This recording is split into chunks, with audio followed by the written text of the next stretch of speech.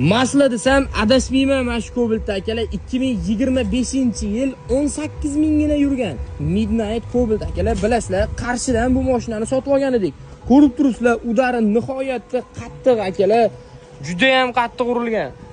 Oldim o'rdasida kapot, krilo, fara bamper, xullas g'ijin qilib tashagan akalar, mana ko'rsanglar bo'ladi. Diskalarni kirgizib yuborgan, motorlar salon ichiga tiqib yuborgan o'zi ham. Ishoninglar, grudga tegib turibdi.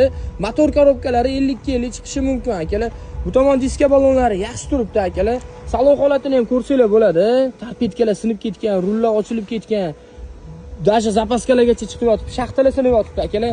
Ikkita eshik, orqa krilosi butun, orqasida propani bor ekan mashinamiz. Egalari Instagram profili orqali bizga murojaat qildilar.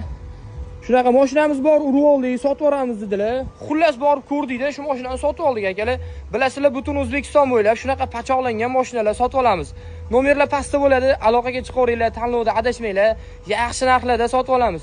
Bu mashinamizni sotib olgan narximiz sizlarga har doim qiziq bo'lgan 2025 Cobalt'ni biz $6600 ga olib qo'yganmiz. Bu udariga arziydimi, arzimaydimi, o'z izohinglarni kommentariyada izohlab qoldiringlar. Xullas, butun O'zbekiston bo'ylab pachoq mashinalarni sotib olamiz. Joninglar sog' bo'lsin.